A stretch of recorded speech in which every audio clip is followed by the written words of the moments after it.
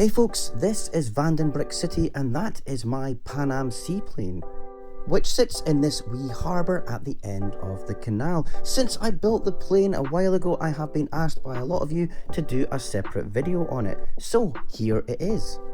And yeah, the first thing to note I guess is the oddity of it having a propeller in the nose, which is a bit weird for a seaplane, but I'll get into that in a minute.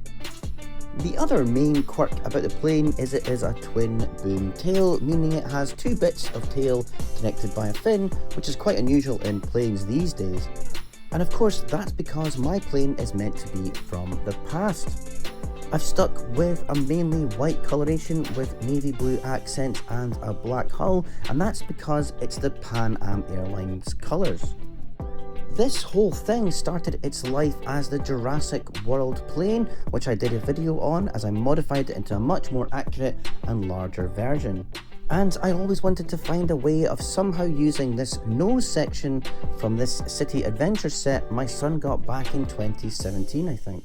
So it's a similar fuselage to the Jurassic World one, but I made bigger engines and the boom tail is longer, the wings are also longer, and I extended the front cabin by 4 studs.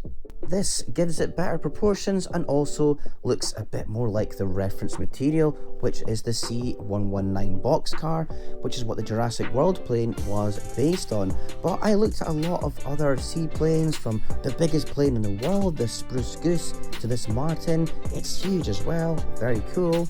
But I'm trying to capture the golden age of seaplane travel, like these old posters with Pan Am's famous flying clippers as they were known. Wow, look at those. Must have been cool to see them take off and land in real life. What an amazing era of flight that was. But I'm making a much smaller, light version. The nose lifts up to access this wee pilot fella. He's got plenty of space and controls and dials and all that. The engines. The grey bit is part of the engine and fuel tanks. From this lower view you can see the landing skids. Yeah, they should be more curved and more like pontoons, but I'm keeping it simple. Perhaps in future I can make them better and make real pontoons.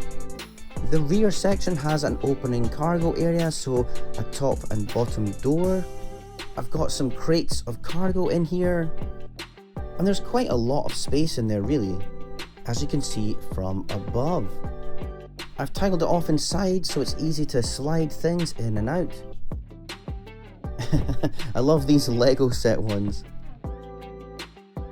And it's a nice play feature to have on a MOC like this. The kids love flying it about and unloading and loading it. Now, logos. Pan Am have various eras and logos. I chose the ones from the late 40s into the 50s, as of course that's the era of my city. And look, I'm not gonna lie, the white of the paper doesn't match the white tiles colour, but I just don't care. It's just printed logos from online. I cut the paper and I glue it on. It doesn't really matter.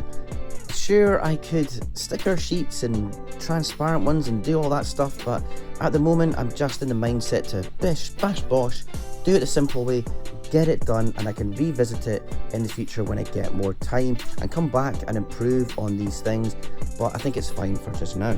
And you know what, at first glance, when I've taken this to shows, people don't even notice. I have of course included a wee passenger compartment, so this opens up here. This panel clips on via jumper plates and it's strong enough. Only 2 passengers though. The airline's not going to make much money on this flight. But the minifigure with hair fits in perfectly and that's all I need. And the top can go back on and that's kind of what I wanted to achieve. Nice. It's a clean look too. That said, ideally it would be neat to have an opening hinge door. That's what I did originally, but it couldn't open because of the propeller here. So I'm just pretending that there's a door here. But yeah, it would be this section that opened from the side to allow passengers to embark. Though to be fair, most Lego sets don't do things like that either, and they would just have access for play only above, you know? The Jurassic World one had wheels. I did actually try a pontoon build, but it ended up being massive and made the height of the plane off the water just too high. So in the end, these skids actually just make sense. It's a wee plane on display in my city, so it doesn't have to be super accurate, I suppose, or necessarily make sense. It just has to look good at first glance.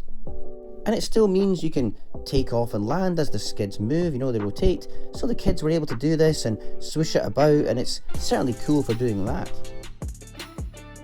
And landing and taking off on water, it's fun.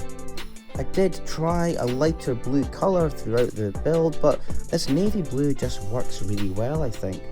I made sure to have a white line underneath and give it that Pan Am stylised look. And I continued with the navy blue accents elsewhere on the build, so here and there where I can, I've added navy blue colours. Navy blue parts.